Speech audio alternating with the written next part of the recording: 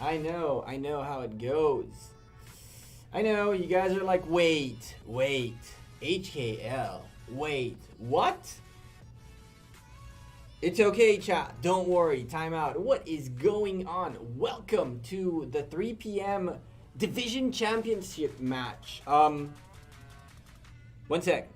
So here's the deal. I haven't been watching much of this season at all. And truly, HKL are coming in as the reigning champions and also as the undefeated team from last season. I know that Kingdom 30 had their struggle to build what they are, and a lot of folks don't believe the fact that they are this dominant with the story that they had of how they came to be who they are. And their kingdom built up a little bit after their championship last season. So this time around, we are looking at them coming in with potentially a little bit more firepower. Maybe something changed within their plans. I haven't seen HKL this season yet. I'll tell you what though. The match that I'm really, truly am going to be investing myself into is this one right here. And as a matter of fact, on the phone, I'm going to be in this match. And the idea here is going to be, we want to see HKL for a little bit, see what changed, the power that comes in, the strategy. If anything really new shows up, then we might keep an eye on HKL. But I really want to come back and watch this BBTH against LFAM. It's going to be a really great match. Don't mess with OneV. OneV are not a bad alliance at all. Kingdom 39, they're not that far apart, 30 and 39. And this is not the craziest of matches. It's not going to be the one-sided match that you think it is, or maybe it will be.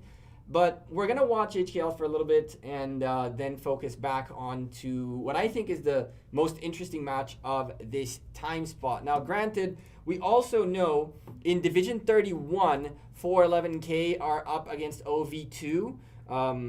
This is going to be one of those matches. I don't really know how much Overlords 2 is up to par with 411K. What's changed there? I can tell you that some folks in here came and went out of 411. There was some changes within there, but I don't know if the team was affected at all in any shape or form. They have a crazy team. They won last season's Realm of Anubis championship. So it's going to be interesting to see what's going on in here as well. We're going to focus on HKL, or we're going to focus a little bit on BBTH against LFAM, because that's going to be a really interesting matchup going on in there. We're about, a minute away, exactly a minute away. If you are enjoying the cast, don't forget to drop a like on it as well. Now I can actually check this to see that everything is okay and you guys are seeing everything good. Yeah, we had a little bit of a snafu earlier. Oh my goodness, so many windows open. Which one is this one? All right, we good on that, and you are the bad one, but that's okay. Anyway, 38 seconds into the match, well, until the match, better said. We're going to keep an eye and make sure that we can get in here as well. I do have a whitelist on this account as well, so it shouldn't be that big of a deal to get in. But yeah, that's how we're going to start. We're going to start covering things a little bit differently, right? So I want to try in the playoffs season to come to a point where we can see the scores on the other matches on the screen. That's right. I've been working on something for that. And so it would be interesting to see if we can play ARC and at the same time have the scores of matches going on at the same time on the screen. I couldn't get it done today, but I think that for the playoffs, we're going to start getting it done. So let's see. Let's go. We go in here. We go in there. This is already in. And you, hello, match, play. Thank you. And you were...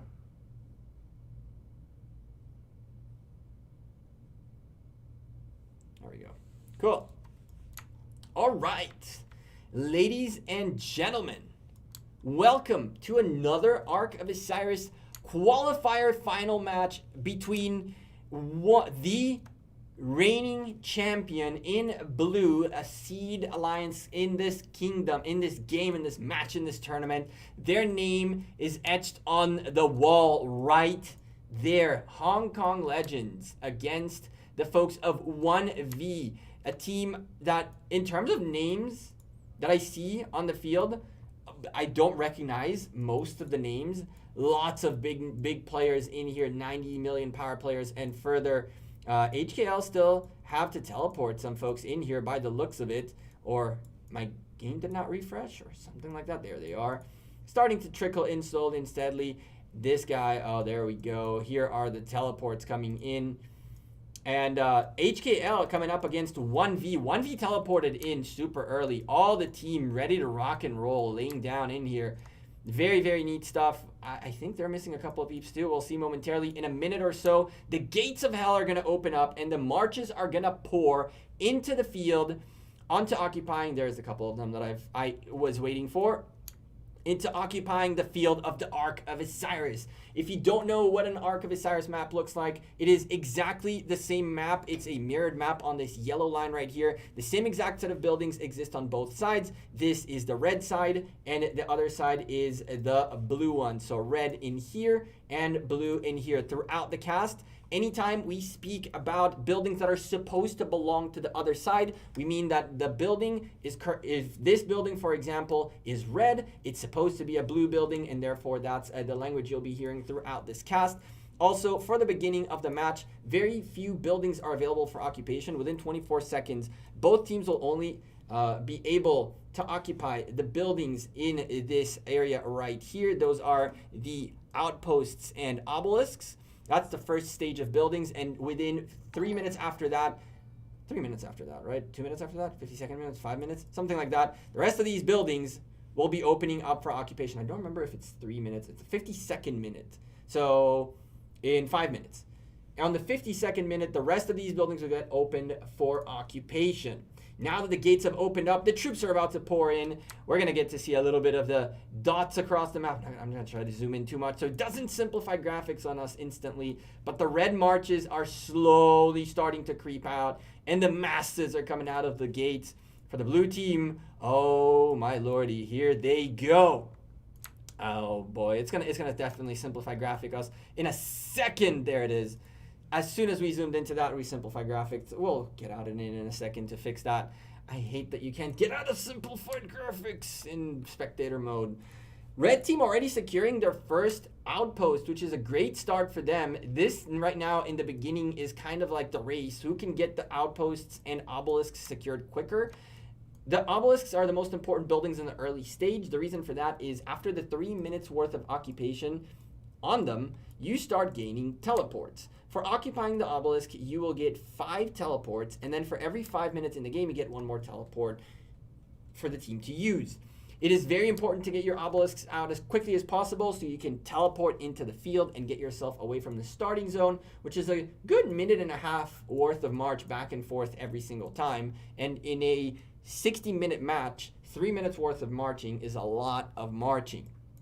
With that being said, OneV about to take their first outpost, their first obelisk, with the blue team at the bottom of HKL picked up theirs first. And they also have their 3 outposts early first, which means that they'll be capturing them first and gaining their 30 points per minute earlier than the red team. So expect a blue team lead in the very early stages of this game. Both the bottom and top obelisks have not been occupied yet. They are the same one in terms of distances. This is a mirrored map. So you can see which team is getting anywhere quicker and all that by comparing those buildings. So you can see HKL pick up their one, and the red team is still a little bit of ways away. They have a few 12 seconds worth of a difference, and that's a little bit of extra advantage that HKL right now have in the very, very early stage of the game. While we do that, I can tell you that on the other match that we will be keeping an eye on, BBTH against LFAM, the folks in LFAM are 1 outpost away from the same setup, so they are missing 1 outpost. BBTH picked up all of their buildings as of right now, and they haven't even nobody has secured anything just yet. In this match, however, OneV is starting to pour out into the field. They're marching straight towards the Desert Altar. Desert Altar and the Sky Altar are the 2 most important buildings in their side. Those are the point-making buildings. The red team picks up an outpost away from HKL. Okay, timeout. They just got there before the rally. That's a quick march. They just got there before the rally. That's completely fine. Not a big deal. It may have taken maybe a second or two away. One march, took the obelisk, insta take by HKL. That looked so much bad. And then I saw the rally. I was like, okay, timeout. Whoa, we good. HKL recovered out of that one march in there. Maybe a second or two worth of a difference. Nothing really crazy. They're still ahead on this, but they had 12 seconds here. So they lost it, and then they picked it back up. So they lost a little bit of advantage they had in here, which is a good pickup by OneV in that case. It was like that, right? These guys picked it up first by a 12-second margin, and then they lost it, and now they regained it. So that lead they had is now a deficit of 30 seconds. Well done by OneV, recovering on that. That was nice. HKL taking a little bit of a mistake there, an edge they had early on, a good 12, 13 seconds worth of an edge, dropped now into a deficit of 30 seconds. That's the kind of small little things that you want to be doing in the early stages of the game. It's just, you'll see the difference in the points per minute momentarily. Right now, HKL do have the highest point per minute lead, but it'll even itself out due to that little snafu momentarily, as you will see. In the Desert Altar, open field madness is going on. OneV is definitely securing their Desert Altar, a very crucial building. What HKL seem to be doing what they like to do last season too, which is go very, very aggressive on the Desert Altar very early on in the match. The thing in here is OneV must capture the building first. If they capture the building first and then keep filling it, they should be able to secure it. But if HKL manage to take this building away from OneV in the early stage, early occupation, first occupation, that is going to be a massive issue. Someone from OneV needs to be ready to jump in this in 2 seconds. You can see HKL are creeping in. The building goes in and the building is blue. HKL pick up the building. Now it's a grind. Now HKL needs to get in here quick, and OneV, they're just letting this happen. They're not hitting the building at all. Marches are coming in and now reinforcing this building. Attila in the building. Oh boy, HKL getting away with murder again, but not really, because there's infantry in there. There's a lot of things in there. The building's going down quick. They're not going to be able to hold on to this. There's a 1v Dragon Lancer in here. We're not going to comment about that right now. But oh my lordy, at least the building seems to be potentially falling down. HKL didn't have enough people in here, or just are not focused on the building. They're just slowing down the path here for the folks in 1v. They pick up their Desert Altar. In return, a few seconds taken away by 1v, good by HKL. Good for them. 1v not able to take anything away from HKL in return. There is an Attila in the 1v Sky Altar defending against this HKL YSS JC. A YSS JC march. What was that march? Let's go take a quick peek and sneak a look at what was going on in here. This YSS JC full? Huh. Interesting. YSS Julius Caesar. Was this supposed to be like a garrison? Huh. Anyway, teleports coming in for 1v. Both teams have 4 and 6 teleports each. It's time for them to start teleporting in. They're delaying their teleports. They got Divine Aid plugged up, and now they got to get their teleports out here. But by the looks of it, there's so many open field fights going on that people are just not capable of teleporting yet. HKL, though, 1 teleport, 2 teleports ahead of 1v. That means that 10 marches are marching a minute and a half each direction less. That's important for you to keep an eye on, because that's 10 marches that can get back onto the field quicker. Now red team teleporting 1 as well. They still are 1 below, so 5 marches. That's how you can see HKL showing up all the time on the field. They still have 1 more came in now into the field, 2 more teleports to go. And as long as you keep seeing this at 0 below the 30th minute, that's how you know the team's efficiency are like at 100%, because essentially there shouldn't be people who haven't teleported forward ahead. Every single time there's teleports available, someone should be able to teleport by then. And so 2 people are still waiting for their marches that are still either on the open field or going for the fight in middle, which is in 4 minutes. HKL are getting swarmed in here. 1v really going ham on this Desert Altar, and that's a really, really great play. They have a rally in there with a Chandragupta, really weird Chandragupta. I don't know why people are rallying with Chandra. I think Attila Takeda do such a good job that, I understand. I get the attempt to use a Chandragupta here. But Attila Takeda would have also done the job here really, really, really well. But what really knocked this out of the park is the 1v Swarm. HKL, you have been swarmed. Although they are leading the points per minute game by 150 points per minute, and they're 800 points in the lead. OneV are not backing down, and this could be a huge catch for them. A YSS goes into the building, and all of a sudden the building has a little bit of more blue presence around it. Now it's going to be a little bit of a struggle. Red team needs to keep grinding this. They were this close from getting this building. HKL going into defensive mode. While looking at this, the Desert Altar at the bottom is going through the same exact situation. It looks like a mirrored play right now. HKL's firepower, red team 1v just going up, leaving this Desert Altar altogether, going up for the Shrine of War, I believe. Desert Altar of the red team goes down to blue, but blue's Desert Altar is not doing that amazingly well either. It is doing better, however, than it was a few moments ago. The rally is about to go down, the Chandragupta William rally. This is not the place for that. You need an Attila Takeda, get that damage going. Chandragupta William is definitely not what they wanted here. Even with the garrison against the Takeda, that would have still probably been better than this.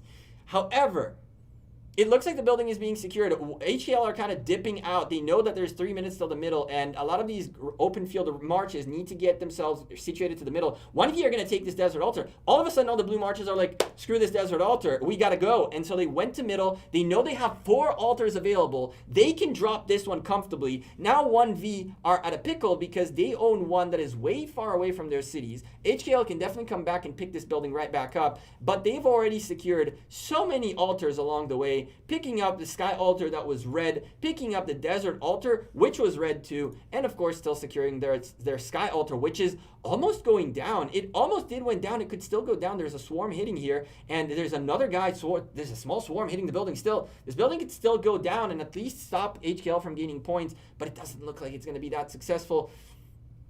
The trades here are actually nuts, chat. Oh my goodness, what is going on in this match? HKL are ahead by 900 points, but they're not that far ahead. It's not that over just yet. They are very much dominating the points per minute right now, and they do own the buildings game as of right now, but 1V keep pushing back, and let's see what happens with this arc that's going to come up in 1 minute and 40 seconds. Blue team all over this arc. Red are a bit late to come into this party. And what do we do in this scenario? If HKL pick up this arc, then it starts becoming a problem for the folks in red, because now they're both losing the points per minute game, and they're also going to potentially lose the arc game. 1V coming in from the back, from the Desert Altar that they secured. There's a big push coming out of here. Marches fairly healthy, a little bit hit, but a bunch of fairly healthy marches coming in from the back right here. HKL about to find themselves in a fight at the opening side, at the opening of their side. They own already the other red side area, but red marches are coming in to start to push back. There's 1 minute until the arc pops up, and it's time for red to start pushing in. Red are coming in, but they are a bit late. On top of that, their Shrine of War is getting massacred. If they lose their Shrine of War, it's going to be a big problem. That's a lot of stats, attack and defense stats, that they're going to be missing for the middle fights. Here come a few folks that can come in and reinforce the building, and so they do. Cavalry's getting in there just to get in. As soon as this infantry march gets in, I'm assuming the Cavs are going to come out, and it's going to go back to full infantry reinforcements.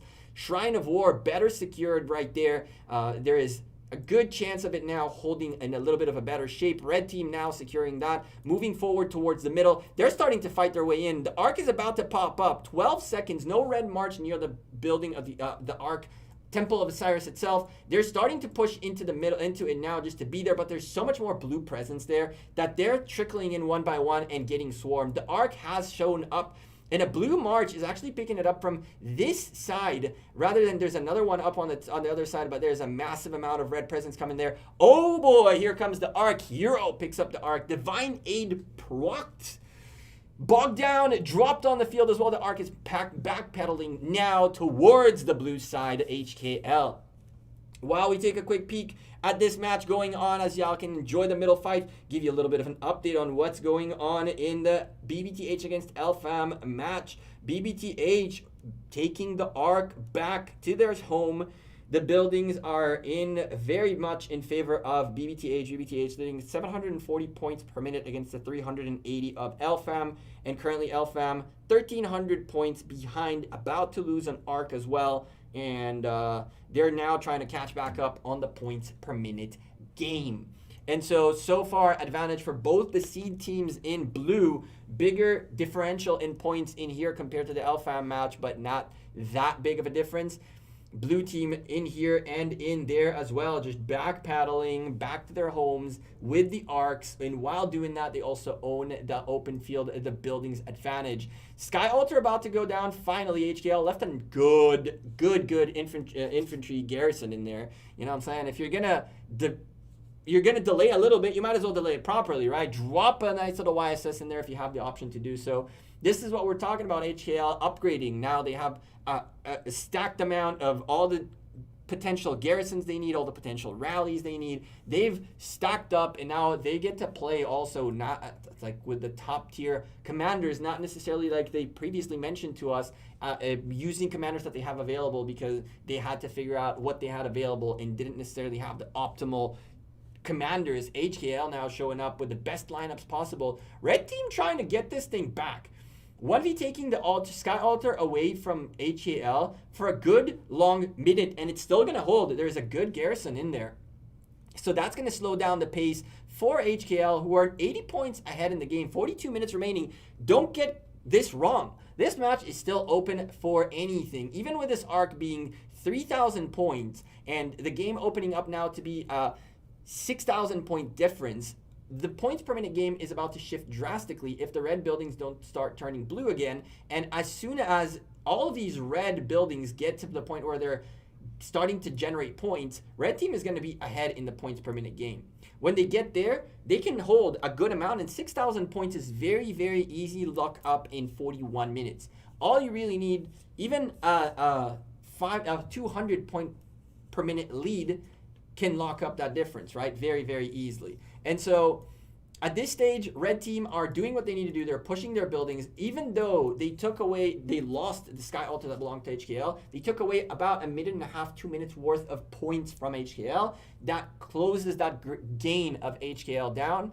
In Arc of Osiris, when you're looking at points, there are different ways in which points need to be looked at. How many points you are gaining, how many points are you stopping your opposition from gaining, and how many points is your opposition stopping you from gaining.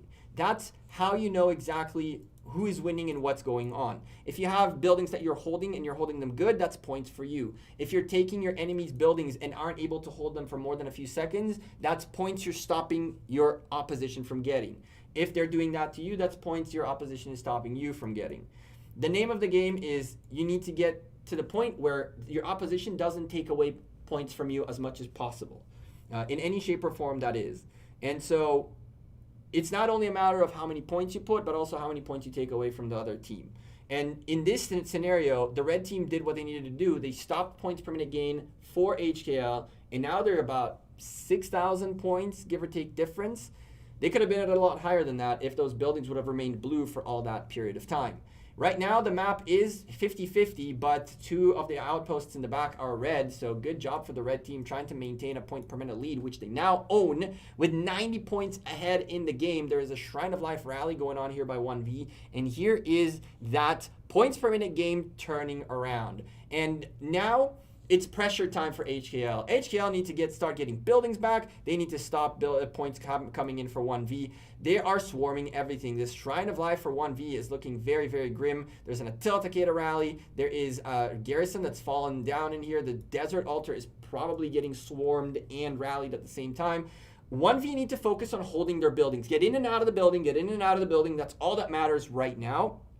Keep those buildings alive because the point per minute lead is for you guys. While you're doing that, you rally the other team's buildings. If you can swarm the rally, swarm the rally. 1V can definitely swarm this rally right here and clear it off of here and leave it low enough so that the buildings can keep tanking it while they go forward on their offense. By the looks of it, it looks like the red buildings are able to hold. The Sky Altar is holding well. The Shrine of Life is the only one that seemed a little bit worrisome, but right now it is being secured. So red team securing their buildings and blue buildings are blinking. Blue buildings are blinking. This Chandragupta rally doesn't seem to be doing too much of a good job on the Sky Altar right there. And the Shrine of War is being hit by an Ateltakeda with a good rally and a swarm. That building is in red shape, and that means trouble right here. HKL going on the aggressive to the Desert Altar, ignoring their Shrine of War. HKL ignoring their Shrine of War, about to lose it and lose a big chunk on the points per minute game right there, as the building is just about to go down. And if it doesn't go down now, I'm gonna be like, wait, what? And there it goes. With that, are they so sure they're taking the Shrine of War back? No, they aren't. Oh boy, HKL. A little bit of trouble. 200 points per minute in the favor of the red team. And now HKL need to swarm on a Takeda, fairly decently full building, back for their own Shrine of War. While that's going on, the Desert Altar was secured. Shrine of War is secured. Sky Altar seems to be in a rough shape. Sky Altar was the focus. Can anyone get into this building, try to hold onto it for as long as humanly possible? Exchange of troops in here, very important right there to keep the Sky Altar alive. Red team need to start pouring their way towards their Sky Altar. They got stuck a little bit somewhere in limbo, and that Sky Altar can be what HKL need to stop the growth of the red team, and that's what they're doing. They're going all in for the Sky Altar. The red team is not going to be able to hold on to it, and that's going to drop them back to 420, 420. Oh no, a little bit of a lead though, a little bit of good hope here for the folks in red. HKL, about 5,000 points, 5,400 points ahead on the game, and that was a little bit more than that earlier on. So the folks in red are looking to push back, and all they need is a decent arc potentially and a good push where they can hold, and things are going to look very interesting very quickly. 37 minutes remaining in the match. People should still be teleporting in all the time. 2 teleports still available, which means people haven't teleported. An equal amount of folks have teleported out from both teams. Both teams have the same amount of marches, marching the same amount of time, except that in this scenario, the only difference in between them two right now is not even this one. It's not even in here. 420 to 440 points per minute for both teams. A slowdown a little bit for OneV, who had the pressure going on, but then something happened. Something just shifted. And it's interesting to see. I don't see them in the middle. Have they gone middle? Something shifted, because it looked like red really had the pressure going on, and all of a sudden it just poof, it just completely disappeared. Chat, if you're enjoying the cast, don't forget to drop a like on the stream, and of course subscribe to the channel. I know there's a bunch of other content creators streaming a bunch of other matches, but this one honestly is still looking really good. We're not at a place yet where we can say, you know, oh, HKL have definitely 100% won this, because we've seen OneV coming back into this even for a few moments. If they can hold next time for a few more moments, the match is going to get closer and closer. Middle right now is a good indication. If they can take this middle, for example, that's 3,500 points. That puts them at a 3,000 point difference again into this match. HKL knowing this, they're going to start pouring in here as well. But OneV know that if they take this, it's everyone's game right now, and they're also pressuring buildings. If they pressure middle plus pressure buildings at the same time, this rally is just being left to hit there. But it looks like a skill was used right here. OneV getting it done with a Chandragupta rally. There's a swarm coming against this rally, but there's a swarm on the open field. The Sky Altar might fall, and this is what I was talking about. If they can keep a full open field pressure while pressuring the middle, that could be detrimental, but they need to get their Sky Altar back. They're doing that right now. A Chandragupta rally. I don't get why the Chandragupta rallies versus the Takeda rallies, but this building is probably going to give a little bit of points for HKL. They're going to take that lead momentarily. However, this Sky Altar is in trouble. OneV need to focus right now on strictly hitting the building. All the swarm, all the rally, everything, just aim at the building and just hit. Because the open fields here are going to try to clear you out, and you just got to do as much damage as possible on the building for the rally to be able to do more damage. And it looks like that's what they're doing. HKL with the open field presence is refilling this building, and oh boy, the building is still looking really, really bad compared to the rally and open field marches on the field. There is an Ethelfled that's not being swarmed by the swarm. They're hitting the rally instead of the Ethelfled that's debuffing the building. Oh, HKL, your building's about to go down. There's a lot of open field presence here. People need to get into the building right now, or else the building will go in favor of red. But that swarm is starting to do a lot of damage. Oh boy. Oh boy. This is by the skin on their teeth if they get out of this one. The swarm is starting to take over that rally, and that building, oh lordy, that building that building, the swarm, keep hitting it. There's a very, oh my lord, someone came in there for the last second. That was very close. That was very, very close. 40 seconds until the arc pops. Skills all over the place and the madness is going on.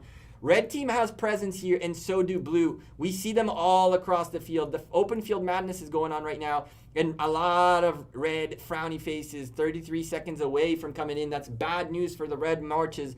Blue marches coming in by the bucket loads. I don't see that many reds. On top of that, all the blue buildings are blinking, but they're not falling, and now there is no middle presence for red. Red are trying to just get their sky altar back.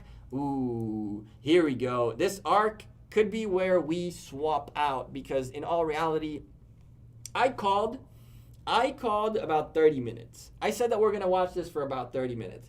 I wanted to see at the 30th minute who controls what, why, how, and where, right? And what I'm seeing here is what I needed to see, essentially. A little bit of weakness from HAL early stage, which is completely fine. It's probably one of the first matches where they were truly like all of a sudden challenged head on, and those weaknesses were very easily recovered, and they still managed to maintain a good lead, and they lost the lead for a little bit in the points per minute game, but they recovered in it, right? So the recovery is great. That's not bad, but we did see a little bit of weakness out of HKL in the beginning. Now they're getting their dominance there. They've warmed up their hands, you know, the marches are already stretched up, and now they know what they're doing. They're just doing their thing, right? And the machine is starting to crank. They oiled up the machine, and it's going.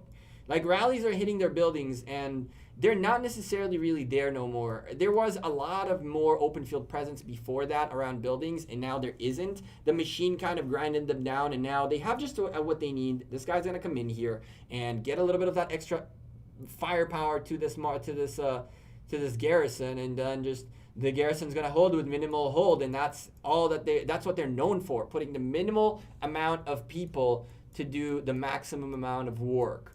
So to hold the building, you need a minimum amount of marches. That's the amount of marches you'll find in HKL's defense. And now they're going on the aggressive. Unfortunately for them, though, they haven't been too successful at taking away the core buildings from red. This desert altar is fairly well secured. The Shrine of Life has been secured for a little while now. I see that now it's about to go down more than likely. The garrison march got killed out of here. And this is why you refresh garrison marches, by the way. This person who was the garrison captain, I'm sure this guy didn't even notice that his march was low. And as the rally was hitting, his march died off and got kicked out, and the captain changes, right? So this is why captains need to refresh marches occasionally, or else your march might die mid-rally and leave the building without garrison. That is something that does happen. But ever since HCL took this sky altar, 1V has just not been able to take care of this top side. And now it's gotten to the point where HKL are starting to aim at cities. And when they're aiming at cities, they're moving their front line essentially all the way up and stopping open field marches from coming this way. Now, in theory, all of these people, well, the 85 plus million players don't really care about these open field marches coming to swarm them. They can allow themselves to send some marches out and just get hit. But this guy, for example, is not going to enjoy too much of getting hit. Oh, these are just suiciding, so that's okay. These guys are just suiciding their marches to go home. So this is the time again. Go into HK, grab this open field presence, rally presence, get your buildings back. The arc is being held. The arc is going all the way to the obelisk. It is being, and it was just secured into a city. It was just secured into a city instead of being just held, which is completely fine. That's something you can do as well. The secure is there. 10,000 point lead for HKL, and building secured, 210 points per minute in the favor of HKL every single minute. This is what we expected to see. Another building about to go down for the red team, and when that happens, points per minute down yet again, and the lead goes down even further, goes up even further to 290 points per minute in the favor of the blue team right here of HKL. And at the 30th minute-ish, a 2-1 difference plus a big point per minute lead. They do, however, lose a building here. Oh, here we go. Sky Altar taken away by 1V. Shots fired right back. They're like, don't you be doing that. Don't you be thinking this. We ain't going home, Gecko. Don't you switch off. We ain't going home just yet. 1V trying to take some buildings back, regain their control of this map. 30 minutes remaining though, and 10,000 points, and not one successful arc. If this Shrine of Life is defended, I'm a little bit impressed by it, because it was a very good recovery by 1V. But realistically speaking, they're barely able to keep up, and they need an arc right now. Like, the next arc is crucial for them. If they don't pick up this next arc coming up, 4,000 points, they're pretty much out of the match. At 11,000 points, and HKL still 60 points per minute every single minute, again and again. I kind of don't...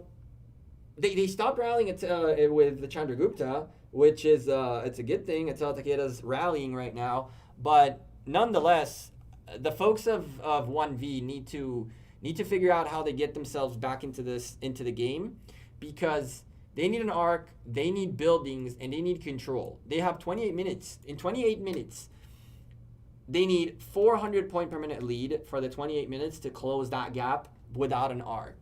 With an arc, that goes down to like 250, 300 points per minute lead until the end of the match for them to be able to come back into this.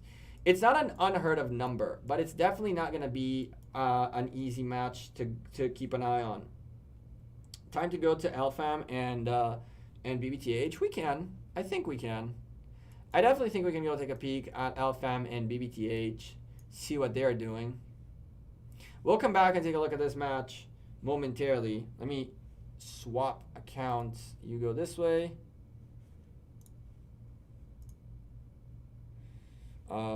Watch. Hello. All right, ladies and gentlemen, we're passed to BBTH against LFAM. 279 versus BBTH, or what, 399, right? I forgot what kingdom is BBTH, chat. Don't get mad at me, BBTH. I think you guys are at 399, right? 399 kingdom. I forgot where BBTH migrated, chat. Ugh. Oh, that's not good. That's not good. Well, what is not good is LFAM is getting destroyed. It's not good for them. It's a 22,000 to 12,000 difference match right here. However, the buildings are a little bit in the favor of red right now, although the points per minute game haven't gotten there yet because they don't own this obelisk and they don't own these little itty bitty buildings, and that'll put them ahead in this game. But LFAM is, yeah, 399. I'm not crazy, right? It's like, okay. I was like, oof, that left my brain for a second. I know, right? That left my brain for a second. LFAM are about 11,000 points behind. They're only 40 points per minute difference, but 26 minutes remaining. An arc in 7 minutes means that they really need buildings. If they can take this Desert Altar away from BBTH right now, and they can take away somehow, miraculously, they can hold on to the rest of their buildings that are blinking right now and nothing happens, they could have a bigger lead that could lead into a good comeback. But right now, Gecko forget, yeah, I know, right? I forgot because I know that 399 have a couple of teams here. Eve is 399 too. I just forgot which other teams were 399. I know, right? The internet is about to the trolls, the haters. Here come the Facebook posts. I'm ready, chat, for the Facebook posts. But anyway, LFAM trying to take a Desert Altar away from BBTH. BBTH has such an open field presence here that's just like, let's just swarm this thing real quick and get away from it. Personally, I would have let this rally keep hitting the building. Like, they shouldn't be fighting this rally no more. But when there's so many people here, it's hard to coordinate when to stop hitting a rally.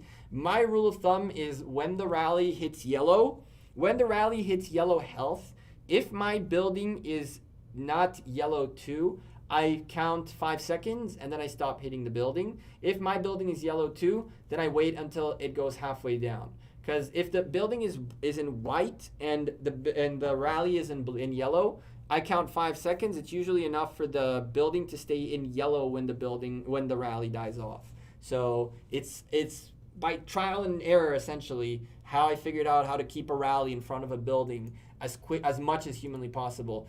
But the map is turning blue. 70 points per minute in the favor of the blue team, and they took all the outposts away from Alfam. The reality is outposts are overlooked, but at the same time, someone like this person can be really, really, really annoying, taking away 90 points per minute, which in the grand scheme of things, 90 points per minute times 50 is a good chunk of points. It's 4,500 points that you're taking away from the other team by simply having, look, this march right here and that march right there are just flipping around here, grabbing outposts away from Alfam, and someone like Wizard, who just sent his marches out to somewhere, just doesn't realize he's marching right next to an outpost that is completely empty, and it belongs to the blue team, and not getting them points. And that's how, even though it seems like, that's how Alfam keeps staying behind in points per minute, right? The rally coming into the Sky Altar seems to be decently secured. BBTH are swarming the building as well, which is what you need to be doing. But there's a good combination of Alfam marches in here swarming the rally first and foremost. The problem is there is a big boy swarm in here. And this swarm, you know who's swarming here? Our friend Sturgis, ex-JWM member, a.k.a. one of the Navy SEAL Team 7 team, whatever you guys called them at the time, now in BBTH and PK, one of our ex-friends from JWM, swarming and rallying the heck out of this building. It's good to see old friends, good people, people that you know from the game doing well and advancing in the competitive Osiris League scene that I know that these guys were looking to, right? I completely forgot to take a look here if I see more of the folks that I know. We'll definitely take a peek at that now. Sturgis here about to take the building, and he does take it away from Alfam. Very good move right there. Let's go see if we can find some blue marches that we know. I'm assuming we'll find a Julius somewhere in here. Maybe. Let's see who do we know out of the BBTH lineup. There's an Alfam rally on an obelisk. That obelisk is just like, yeah, go ahead, just waste your time on me. I'm okay with you here. There's Hulk in BBTH as well, Kingdom 39. Al, we also know Al. There's Hulk. I haven't seen a Hulk in a while. He was in Kingdom 411, now in 399. Interestingly enough, Hulk in here on the field. Ex-JWM member as well. There's Moo. Oh, there's the crew. There's Julius right there too. That's pretty much the crew. I'm guessing that's Poon, Jammy, Moo, Sturgis, Banana, Julius, Red, Pion. Sweet. On the BBTH field, about to go out into the playoffs. That's cool. The good old friends. HEL far ahead. Yeah, we figured as much. Yeah, Juan, it was a blowout. It was a blowout. We came to look at this, but this is also kind of a blowout. This is also kind of a blowout match. The folks of BBTH are very, very well trained. Very well trained. 192 million and 2 kills. Luca, this is kills in Arc. So this is how many kills he got in this Arc match. That's not how many kills he has overall. That's how many kills you have in the match.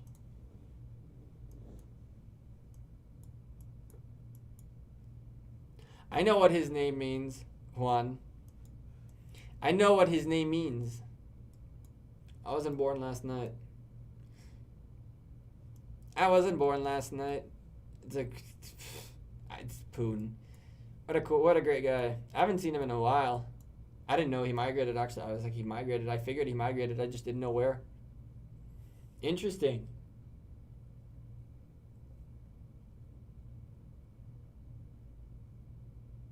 That's going to be fun if they're in 399. I didn't know that. Yep. Red team taking their building back. Important stuff right there. But 20 minutes remaining and 11,000 points in the favor of BBTH. And an arc about to pop. And guess what? Middle team is just cleaning house in here. Alfam is not even getting close. Hulk in middle team right here. I see Banana. I see Ben. I'm guessing Poon is in here too. Am I right? Is Poon in middle team? I don't see Poon. I might be wrong. But a bunch of the middle team here just taking care of Elfam way away from the arc. There's an arc carrier, I guess, this guy right here. Just K-Ken, just waiting, essentially. He's going to Taparino the Taparoni and then dip out of here. All these guys with the fast marches are all nice and all, but they're just not going to be able to get anything done. 2 marches picking up this arc here. Someone just wants to take K-Ken's arc away from him. And, oh, Ken does pick it up. Ken, this is your time to bail with that Belisarius march that's meant exactly for this. Time to go, Ken. Hello. Not with that march, with this one. Not that one. This one. There you go. So Ken going backwards, BBTH securing the arc in a very comfortable fashion. And I feel like this is turning the lights off for the folks in Elfam, unfortunately, for this Osiris League. But don't worry, the Titans from your kingdom did make it to the playoffs. So Elfam and Titans competing for positions in the playoffs, and Titan representing 279. Titan representing 279 is how it's going to look like on this Osiris League, which is interesting. It's an interesting turn of events, for the better or for worse, right? Like, there's different sizes of alliances and who is, like, in theory, the bigger alliance, the smaller alliance, and things like that. But it's all a matter of preparation, of how much your alliance is prepared, how much your team is coordinated, and all that stuff. And also a little bit of luck, right? A little bit of luck. BBTH has some ex-JWM members in here, like top 2 JWM members, right? Like people who made it to the finals of Osiris League twice and played Osiris Invitational are now playing to get there again in the form of BBTH. So there is a lot of experience and firepower in BBTH, and probably a lot of coordination that came along with these people. Julius being a really good lane leader. I'm a bit surprised, honestly. I would assume that Julius and Mu are on the same lane, just because it ended up working out that the folks who were previously in BBTH are working with each other on this side. Although Hulk, Ken, and Al are here, there's a lot of experience among these players right here, and some good leadership in this group as well. So this is almost like going up against a third of JWM plus the strength of BBTH, right? Like a third of JWM plus the strength of BBTH, which is kind of nutty. You can see they're making rotations, like going towards Desert to the Sky Altar to help Sturgis in just a stupendously fashionable way. Like they're like, all right, we don't really care about your Shrine of War. There's a bunch of you standing here. We're just going to call it quits, and we're just going to go up here where Sturgis is rallying right now. And this open field madness, this is all the middle team is like, hello, I come for your building, and there's nothing you can do about it. Now, granted, I would have split, right? Like, half go up, half go down, because I'm guessing there's fights going on in here too. I'm sure that the middle team could have also helped pick up that other altar out, because there's going to be... Remember that at the end of the day, you can only swarm a building with 10 marches. So out of all of these marches, only 10 are going to hit the building. The rest are not going to be able to do anything. You're going to start seeing, you see how these marches are rotating around? They're looking for an open spot. And once there's 10 spots taken, you're going to see marches just rotating around and getting hit by the AoE of what's her face, of Theodora. So right now there are marches just marching around here. See these just marching around the building? That's what they were doing. And now all of these marches could have also gone, potentially some of these marches could have gone this way to help in there, but I don't see even a need for this. Look, see the marches rotating around like that? That's because there's 10 marches hitting the city, and there's more marches in here than 10 marches hitting the building, and there's more marches than there is spaces to hit. So these guys are just going to rotate around and look for an empty spot, like this spot right here is about to open up. The first march that's going to get here is just going to lock in here and start.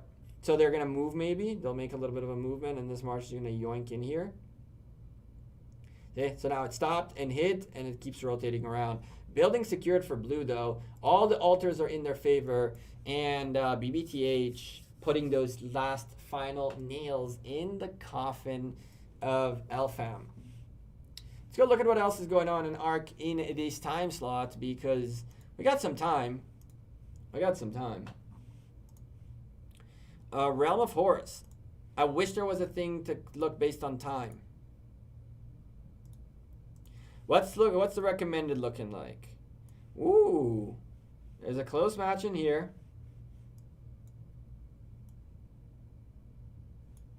We might come back to Temple of Artemis. I just want to see how everybody else is doing. K530 and MCO. MCO are 399 too. They're the second team right here, 341. Ooh.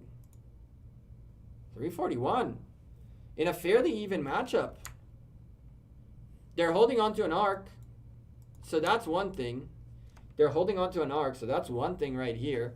So that's another 8,000 point lead for them. First arc, second arc, so 35, 6,500 point lead in their favor. But hey, TT79 are fighting for this. They're fighting for this and fighting for this well. The match is fairly close. 40 points per minute in the lead for the blue team. JWM's opponent is not even 10K. That doesn't surprise me much. Well done for the squad. Well, the squad is not doing too crazy yet. They're going to take this building, and then it's going to be a little bit crazier.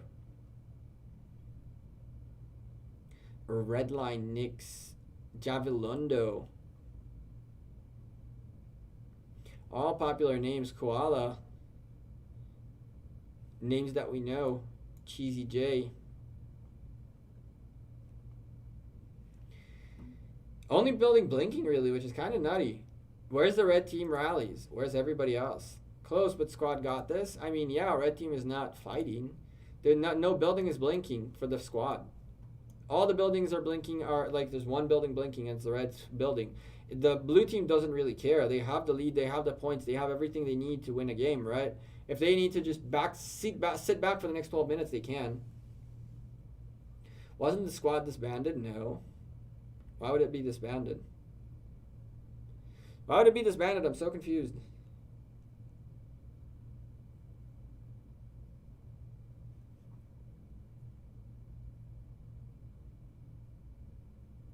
I saw on Facebook about Death Squad leaving the kingdom with the squad.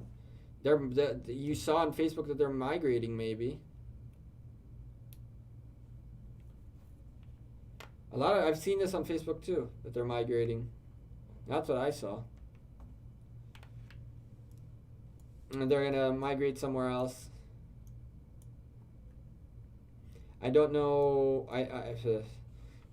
You have the Facebook thing, and then yeah. Biggest trolls and fake news one place ever. I don't know. Could be real. It could be real. Squad didn't break apart, but they could be. I don't know. I don't know if they would break apart the squad. Migrate? Migrating is part of the game. A lot of big teams migrate around. A lot of teams are looking at migrations in massive quantities. I've been hearing of big kingdoms, big kingdoms that are looking at aiming downwards towards the 500-600s. Big kingdoms aiming at 500-600s right now. From what I'm seeing. So it wouldn't surprise me if there's like a shift of kingdoms, if big families start shifting downwards. I know once Dragothian's 916's kingdom opens up for migration, there's going to be a big group going out there. I know that there are groups still talking into, I think that 399 still just now picked up a big group after this KVK, their KVK, and there's a bunch of changes. I want to see those big boys stratified Koreans. That's what I'm looking to see too, you know.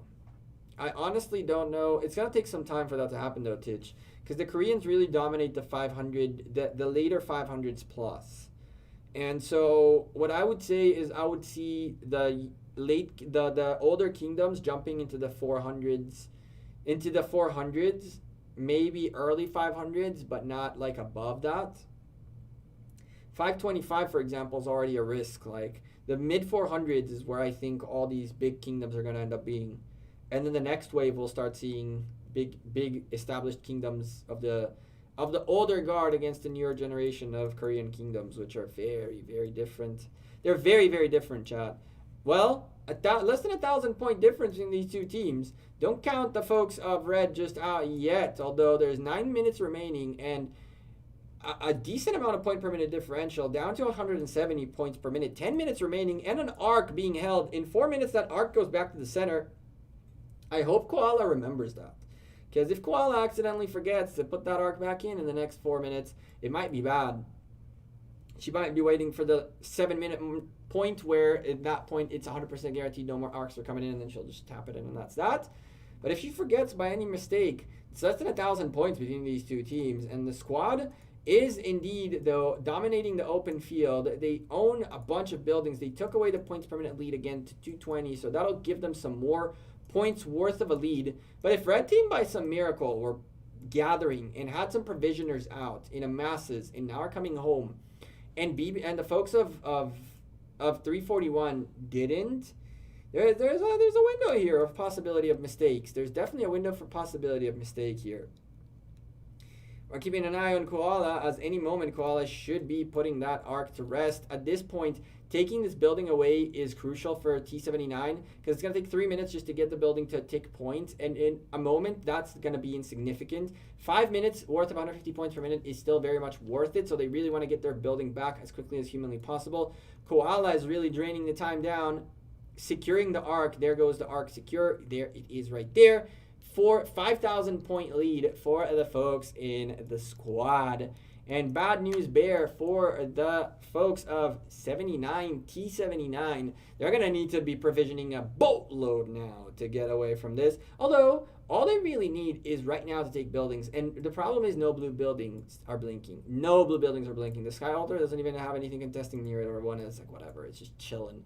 This Shrine of Life, super well defended. Shrine of War, Desert Altar, sorry, super well defended. Rally coming in this way, but the swarm is real. I don't know why you're swarming. Steve-O, come on, brother. Steve-O, brother, come on. Let the rally hit and then swarm. Now you swarm the rally, and it's so you don't take all the damage.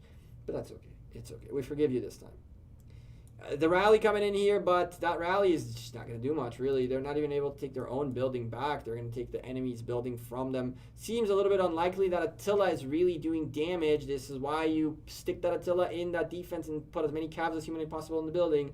You're just doing dumb amount of damage to marches. Look at how many marches are going home. In the process of trying to take that Attila Takeda down, it'll finally be taken out. The building's about to flip red. Oh, and March comes in last second to just hold for a little bit longer. And yeah, that one little March against the swarm that's in here is not going to hold that much more. Ooh, one more. Okay, one more. You get another 4 or 5 seconds every March, so that's kind of nice. Is there more marches that are going to come in there? Yes, there is. More marches are slowly trickling in. One more march and one more march and one more march into that Attila Takeda just being swarmed like... That Attila is being swarmed like crazy. I keep looking at the health bar and it just keeps going up again. Just a little bit more. Now the Attila broke apart. The Attila died off.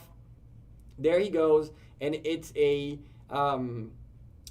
Ethelfled defense. That Ethelfled defense garrison is not going to be pretty. They changed it to Saladin. It's still going, which is kind of nuts. And now a Minamoto, and this building is still holding, which is actually amazing. It held long enough for it to start ticking for points for 341, which is kind of nuts.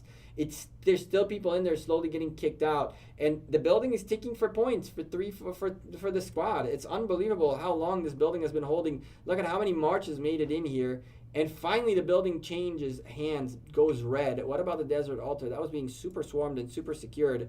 Yeah, by the looks of it, the squad are going to secure their Desert Altar properly, although the swarm is still coming down here in the masses, so maybe they're not going to secure it as well as we thought, but there is only 5 minutes in the match.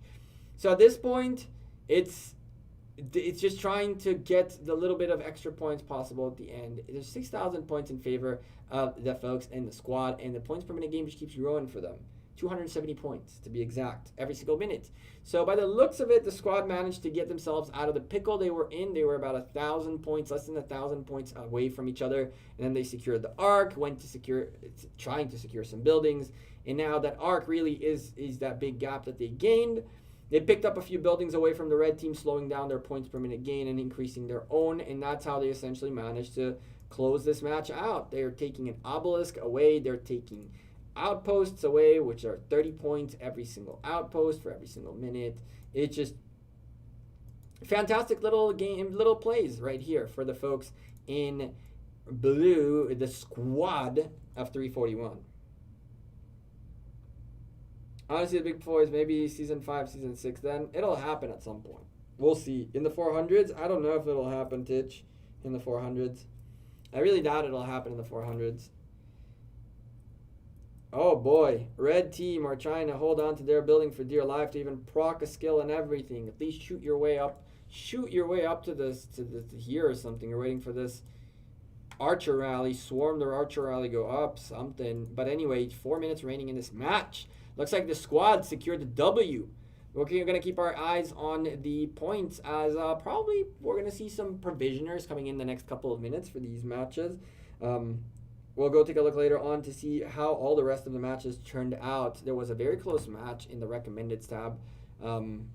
Interesting stuff, but the squad right here, we're going to close this cast looking at the squad and chilling the remaining 3 minutes and then go look at the rest of the matches, see what else we had going on today.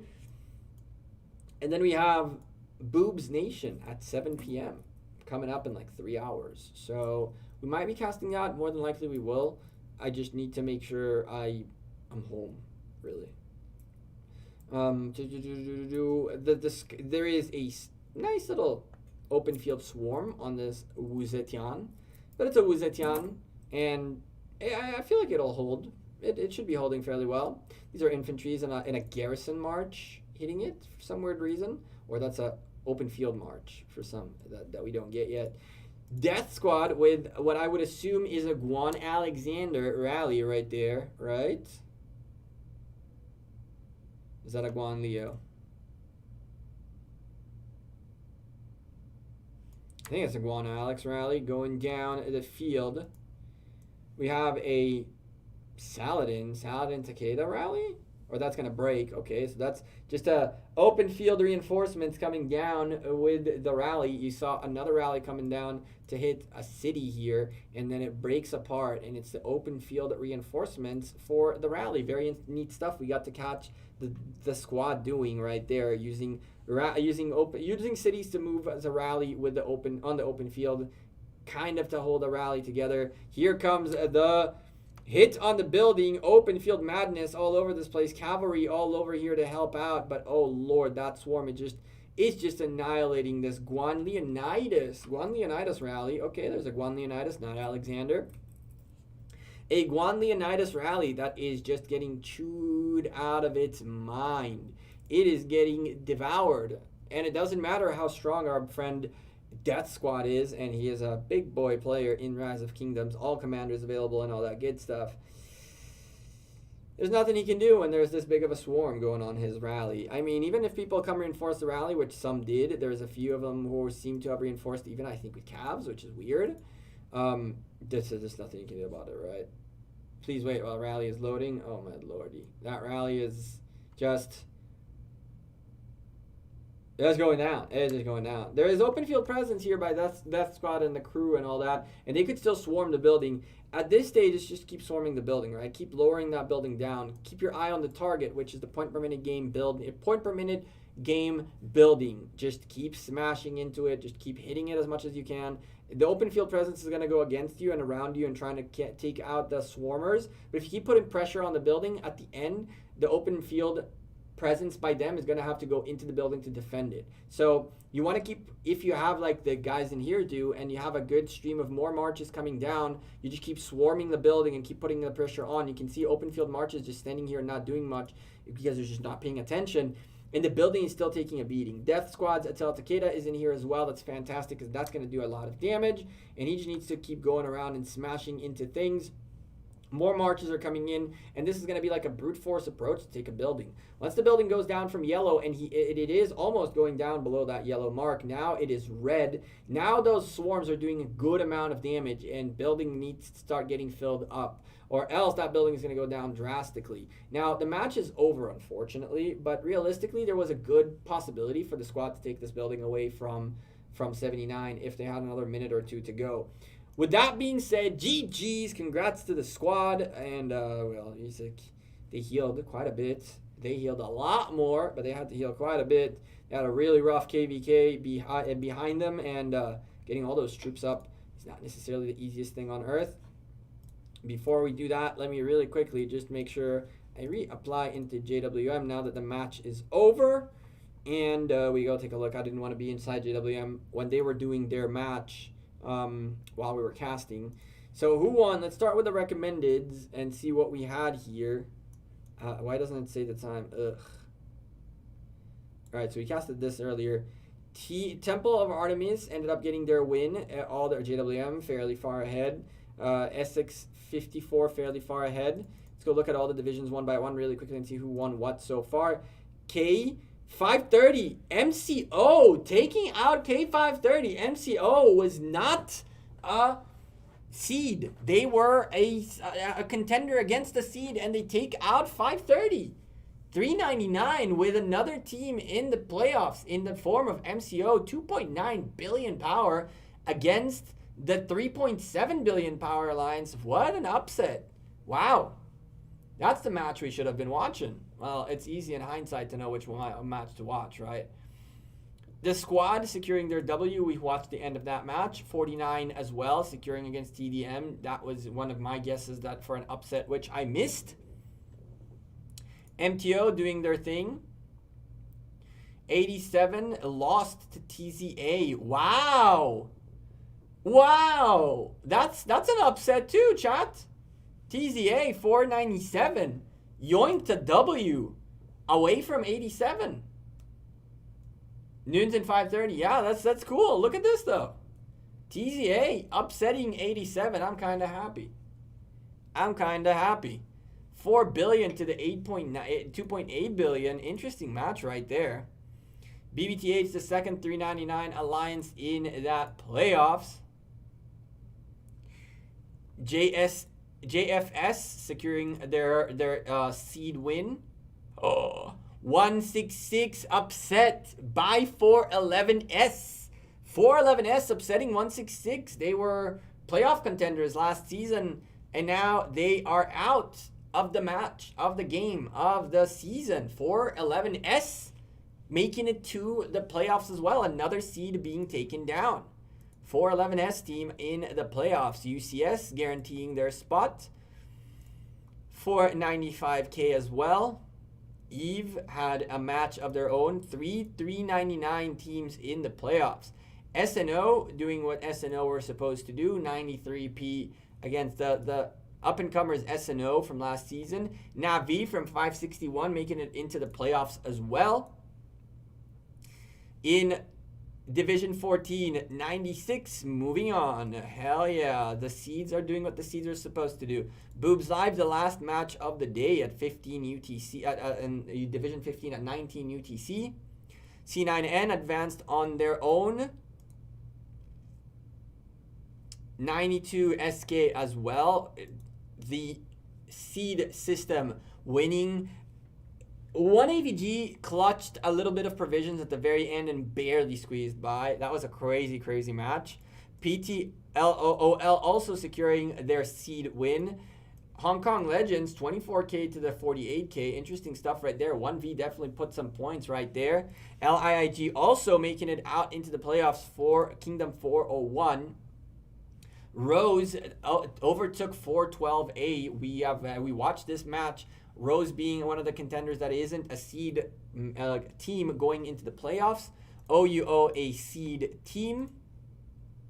JWM a seed team as well. Seed teams being the top 32 teams in terms of power in the tournament. In here, WAS getting upset by TTF 256, taken down by 408. I didn't see this one coming. 256 are a very strong kingdom, but WAS dropping the ball. 8,000 point differential. A seed versus a non-seed. Going a non-seed making it out into the playoffs. Very interesting stuff right there.